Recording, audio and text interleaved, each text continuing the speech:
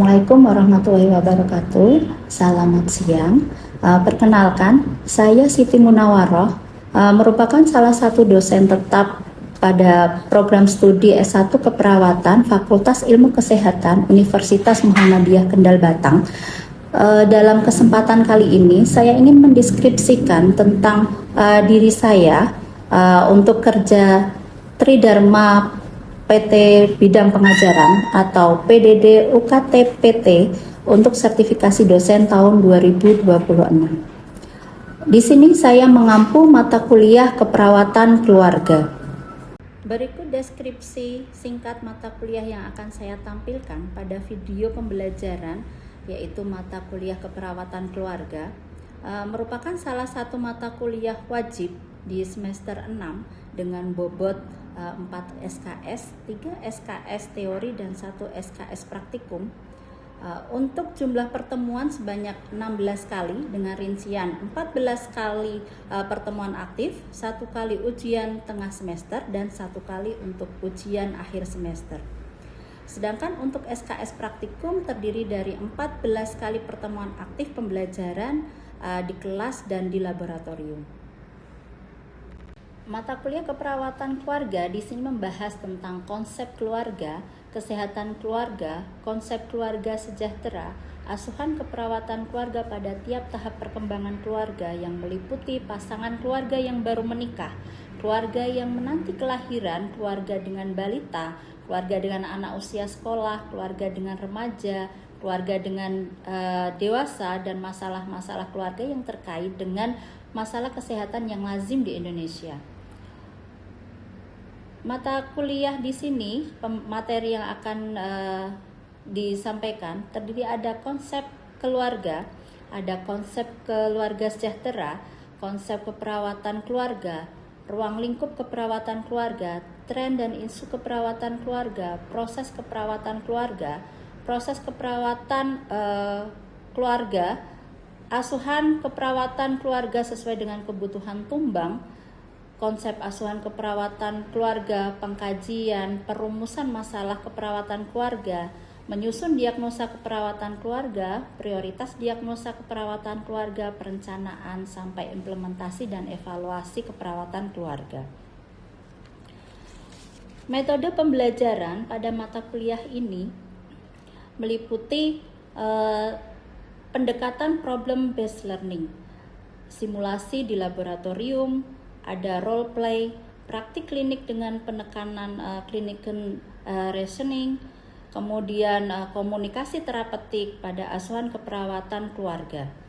Pada proses penilaian yang saya lakukan secara transparansi atau objektif dengan masing-masing komponen penilaian, yaitu ada kehadiran dan partisipasi dari mahasiswa sebesar 5%, ada role play 10%, kemudian small group discussion 5%, tugas laporan maupun presentasi kelompok sebesar 15%, kemudian ada mind mapping ya 15%, ujian tengah semester 30%, ujian akhir semester 30%, sehingga total penilaian mencapai 100%.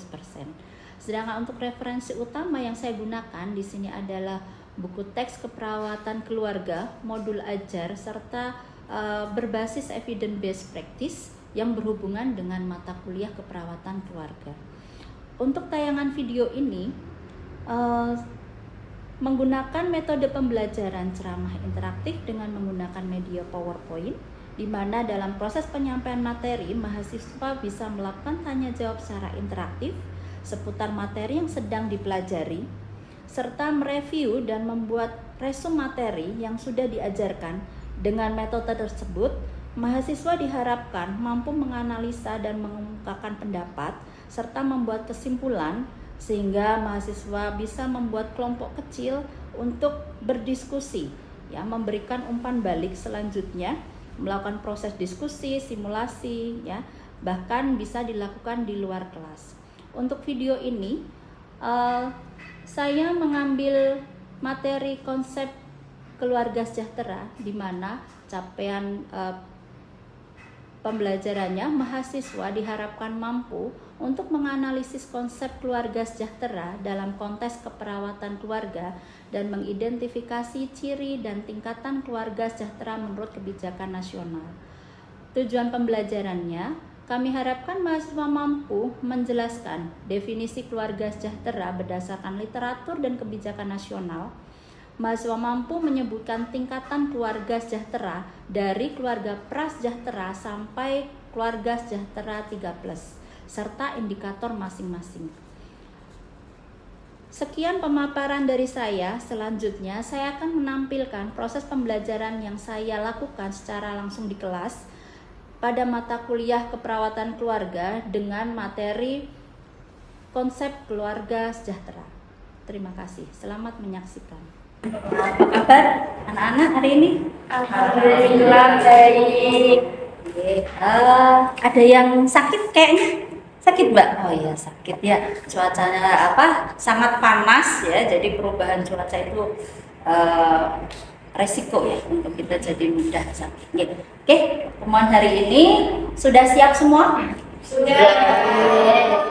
Kita hari ini akan masuk di pertemuan yang ketiga. Sebelum kita mulai ya, izinkan Ibu membuka dulu. Bismillahirrahmanirrahim. Assalamualaikum warahmatullahi wabarakatuh.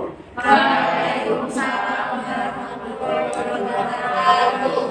Oke, sebelum kita mulai berdoa dulu ya. Berdoa dipersilakan.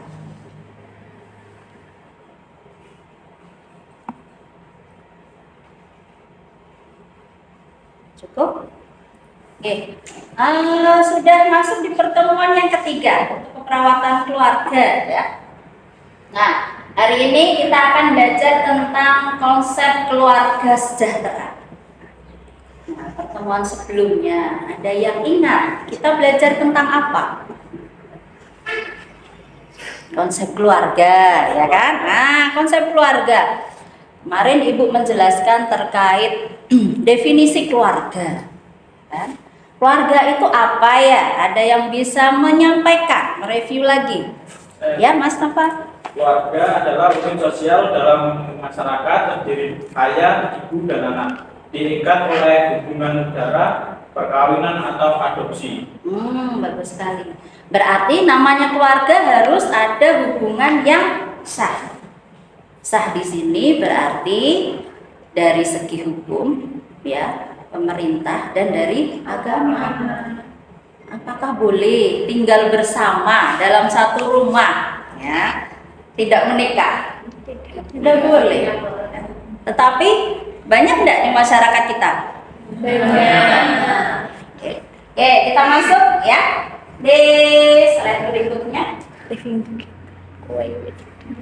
Nah, oh iya, absensi dulu. Oke, silakan absensi. Hadir semua ya. Oke. Sudah?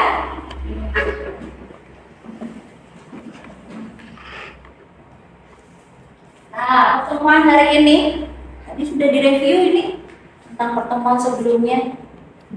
Pertemuan hari ini tujuannya agar kalian semua mampu menganalisis terkait konsep keluarga sejahtera dalam konteks keperawatan keluarga dan mengidentifikasi ciri dan tingkatan keluarga sejahtera menurut kebijakan nasional.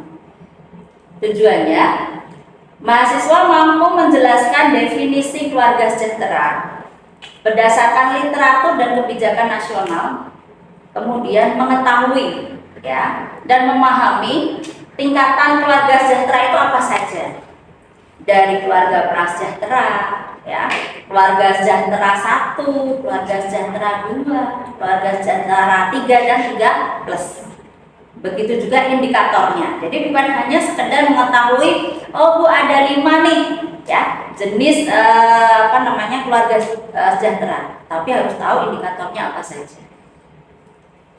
Bisa dipahami? Bisa. Oke.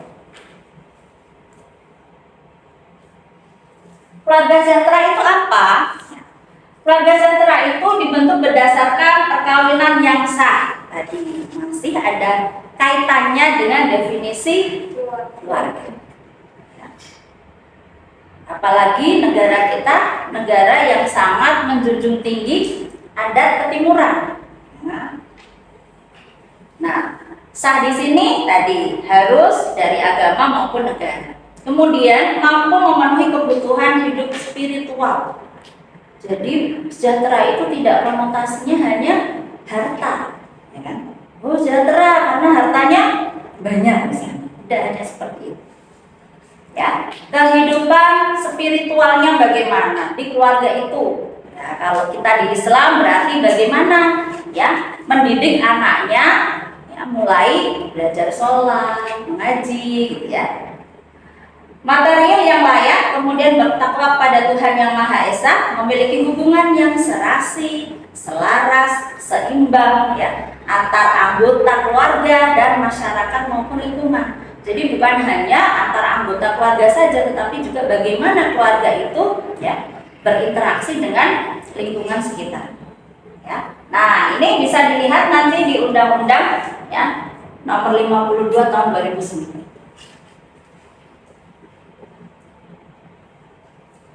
Nah, apa yang mempengaruhi keluarga itu disebut keluarga sejahtera. Jadi ada dua, yaitu secara internal dan eksternal.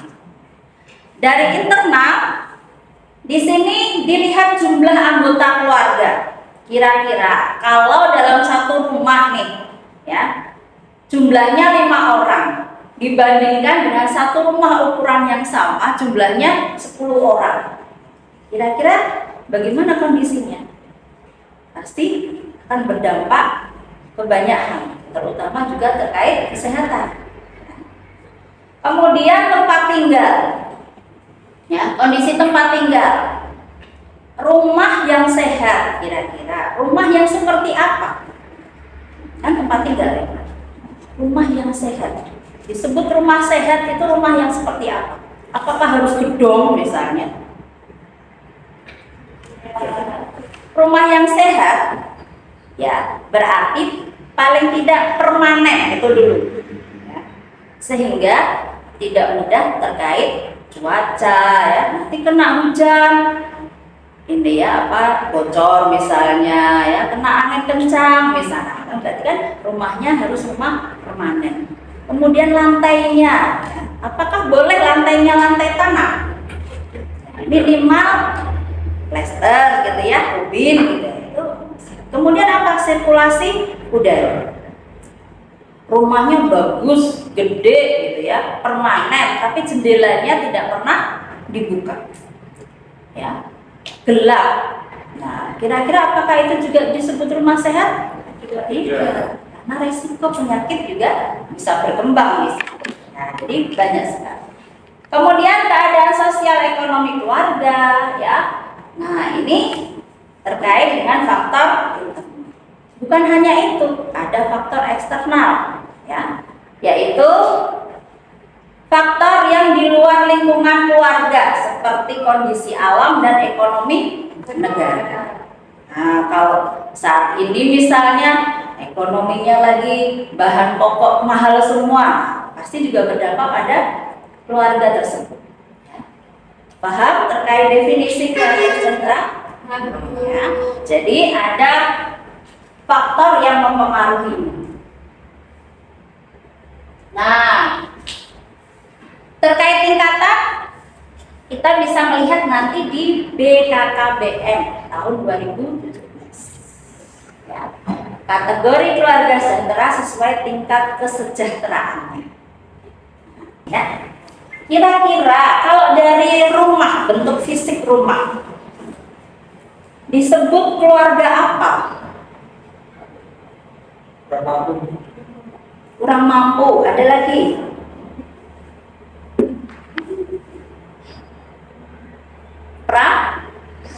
Prasejahtera, gitu ya. Nah, kenapa? Karena rumahnya belum rumah permanen.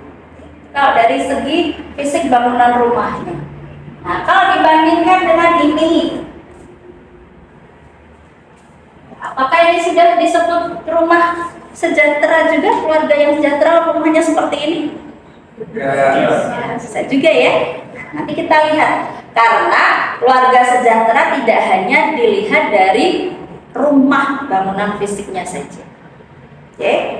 Nah, yang pertama, kategori pertama, keluarga prasejahtera. Disebut prasejahtera itu berarti belum bisa memenuhi ya 5 kebutuhan dasar. Maka dia disebut prasejahtera. Ya. Nah, ini masuk sebagai keluarga sejahtera atau disebut keluarga sejahtera 1, belum bisa disebut karena 1 saja dari 5 kebutuhan dasar itu belum bisa terpenuhi. Ada yang tahu 5 kebutuhan dasar itu apa? Kebutuhan dasar. Listrik, Air, tempat tinggal dulu ya. Nah, tempat tinggal gitu kan harus punya tempat tinggal. Apalagi sandang itu berarti apa? Pakaian. Kira-kira jenengan kalau ganti baju sehari berapa kali? Nah, kalau prasejahtera kira-kira ada enggak yang tidak sampai atau bajunya saja kurang? Ya. Nah, jadi keluarga prasejahtera ini belum dapat memenuhi salah satu, 5 saja itu belum bisa memenuhi salah satunya. Ya. Nah, ini yang pertama makanan. Ya, anggota keluarga makan 2 kali sehari itu minim. Ya, 2 kali sehari itu minimal. Atau lebih kan berarti sudah ya. Kalau kita 3 kali berarti sudah ya lebih dari minimalnya. Oke. Pakaian, memiliki pakaian berbeda untuk di rumah. Sekolah ganti baju, bekerja ganti baju ya, mau tidur ganti baju lagi. Bepergian, nah, apalagi ya. Rumah tempat tinggal tadi memiliki atap, lantai ya, dan dinding yang baik. Kemudian kesehatan, anggota keluarga yang sakit dibawa ke sarana atau pelayanan kesehatan. Kemudian keluarga berencana, pasangan subur ya, itu berkabin. Kemudian, nah ini malah 6. Jadi ada 6 indikator. Kalau tadi kan 5 ya kebutuhan dasar. Yang terakhir pendidikan. Jika ada anggota keluarganya sudah berusia sekolah, maka ya dia bersekolah. Jadi kalau prasejahtera tadi ini belum bisa dipenuhi. Ya. Nah, sekarang berarti masuk yang kedua, yaitu tahap sejahtera 1. Kalau sejahtera 1 berarti dari tadi yang kita bahas 5 itu sudah bisa memenuhi secara minimal. Bedanya apa dengan yang kedua? Bedanya belum bisa memenuhi kebutuhan psikologis keluarga. Gitu. Jadi tahu ya, oh prasejahtera belum bisa memenuhi 5 tadi dasar. Sejahtera 1 sudah bisa memenuhi minimal dari kebutuhan dasar. Tapi ya psikologis kebutuhan psikologisnya belum terpenuhi. Tahap keluarga sejahtera 2. Keluarga mampu memenuhi kebutuhan dasar sudah ya. Juga dapat memenuhi kebutuhan psikologisnya ya. Tetapi belum dapat memenuhi kebutuhan pengembangan. Kebutuhan pengembangan itu seperti apa? Menabung. Misalnya punya gaji 3 juta sebulan, anaknya 3, kira-kira masih ada sisa. Nah, berarti keluarga tersebut belum bisa menyisihkan untuk menabung. Tapi semuanya sudah terpenuhi. Ya. Dan memperoleh informasi terkait kesehatan. Ya. Nah, ini indikatornya. Ya. Di keluarga sejahtera 2 mampu melaksanakan ibadah sesuai agama dan kepercayaan masing-masing. Ya. Paling tidak sekali seminggu ya. Nah, makannya ini sudah lebih dari minimal tadi. Ada makan daging, ya, ayam, tidak tahu, telur, tempe gitu ya. Nah, berarti keluarga ini sudah memperhatikan kebutuhan nutrisi keluarganya. Seluruh anggota keluarga memperoleh paling kurang 1 setel pakaian baru dalam setahun. Jadi beli bajunya setiap lebaran. Kan berarti jelas ya alokasi. Oh, setiap lebaran kita dapat baju baru nih. Nah, berarti sudah ada alokasi. Kemudian luas lantai rumah. Nah, 8 meter persegi untuk setiap penghuni rumah. Jadi tidak seperti tadi gambaran satu rumah isinya 10 orang dengan luasnya berapa dulu ya. Jadi akan sempit sekali ya karena terlalu penuh. Nah, ini 3 bulan terakhir dapat dalam keadaan sehat. Itu juga menjadi perhatian anggota keluarga. Karena apa? Mengenal masalah kesehatan di dalam keluarganya itu penting sekali ya. Ada seorang atau lebih anggota keluarga yang bekerja untuk memperoleh penghasilan ya. Seluruh anggota keluarga usia 10-60 tahun bisa baca tulis ya. Usia subur dengan anak 2 ya menggunakan kontrasepsi. Nah, ini masuk indikator keluarga sejahtera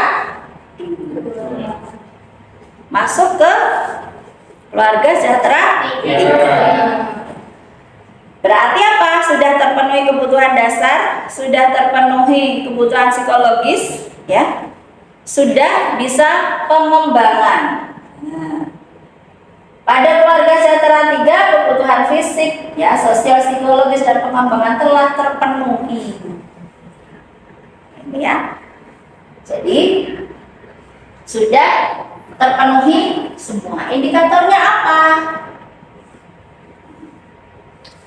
Ada upaya, kalau tadi bebas ya beribadah gitu ya. Nah, ada upaya meningkatkan. Ini salah satu indikatornya juga. Masuk di sejahtera 3, bukan hanya sekedar setiap hari rutin sholat ya, ke masjid dan sebagainya, tidak, tapi ada upaya meningkatkan keilmuan keagamaan. Pengetahuan agama, penghasilan keluarga ditabung tadi ya, karena sudah mampu pengembangan. Ya, kebiasaan keluarga makan bersama. Berarti ada alokasi family time, makan bersama dengan semua anggota keluarga. Ya. Keluarga itu dalam kegiatan masyarakat di lingkungan tempat tinggal. Misalnya anaknya ikut Karang Taruna gitu ya, ibunya ikut PKK misalnya ya, atau ibunya jadi kader posyandu dan sebagainya. Nah, keluarga memperoleh informasi dari radio, TV, ya, berarti rumahnya ada televisi, ya, berlangganan surat kabar ya, zaman dulu ya. Sekarang sudah pakai surat kabar elektronik semuanya. Yang terakhir, nah, di tahap yang kelima, keluarga sejahtera 3.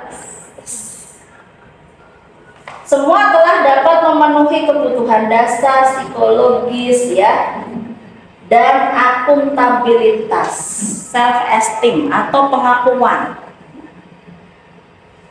Ini level yang paling tinggi ya. Keluarga sejahtera 3+. Pengembangan sampai akuntabilitas dirinya sudah terpenuhi. Nah, indikatornya apa? Oh ya, berarti apakah rumahnya harus seperti itu? Ya, tidak juga ya, hanya gambaran saja. Kalau ini ya, rumahnya mewah, ya, berarti 3+, ya, tidak juga. Karena faktornya kan tadi banyak ya. Nah, apakah akuntabilitas self esteem-nya sudah terpenuhi atau belum? Nah, indikatornya,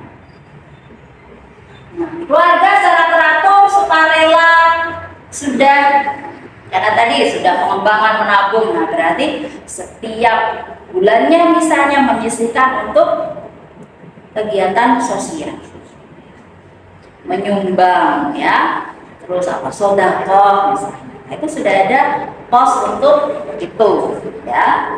Nah, kemudian ada anggota keluarga yang aktif sebagai pengurus. Self esteem itu kan berarti dia menjabat sesuatu ya, memiliki jabatan di masyarakat yang dihormati. Ya.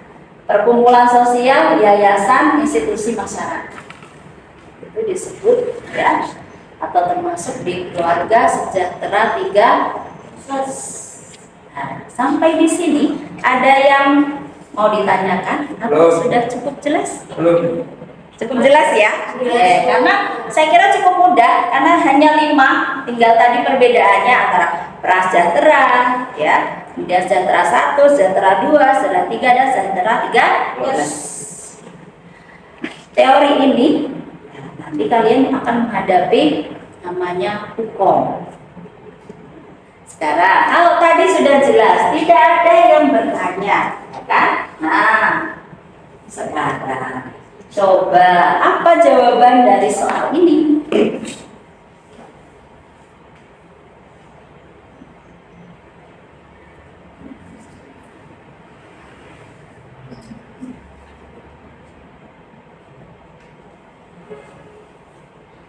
Tunduk jari.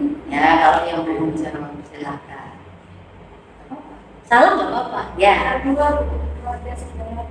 Oke, keluarga sejahtera 2. Kata kuncinya yang mana? Coba.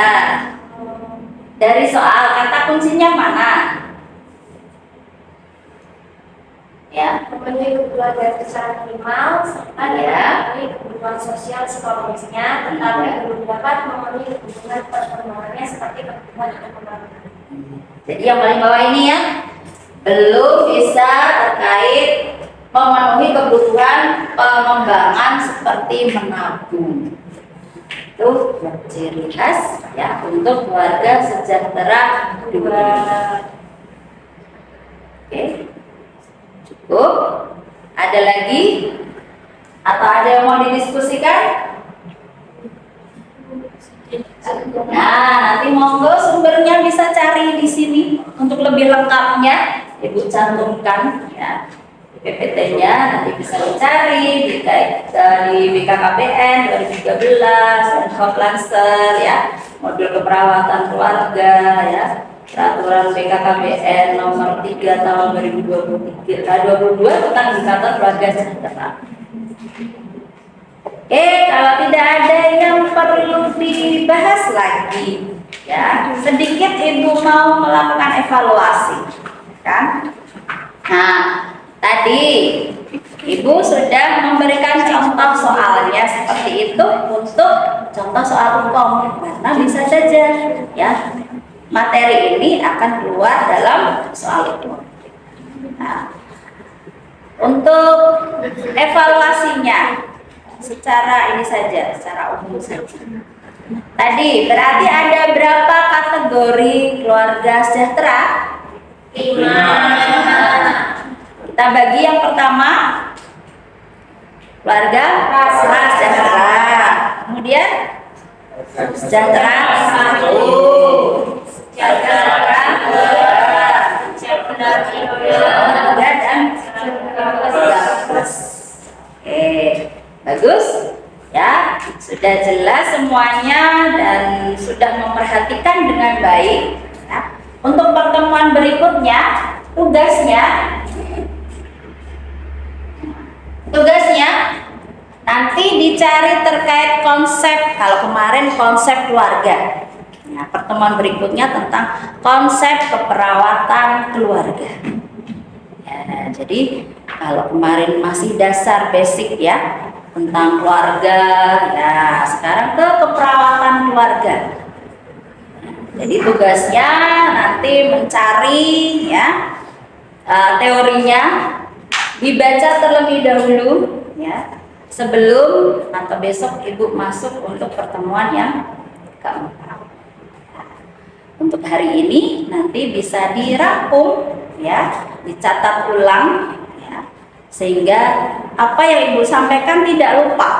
Kalau hanya mendengarkan nanti lupa ya, dicatat, dirangkum di buku catatannya, nanti di akhir session ya nanti ibu lihat sejauh mana dengan meresum setiap pertemuan yang kita lakukan bersama. Oke, cukup untuk hari ini. Terima kasih semuanya. kita lanjutkan untuk pertemuan besok ya. Maaf jika ada kekurangan ya. Itu cukupkan hari ini. Terima kasih. Assalamualaikum warahmatullahi wabarakatuh. Waalaikumsalam.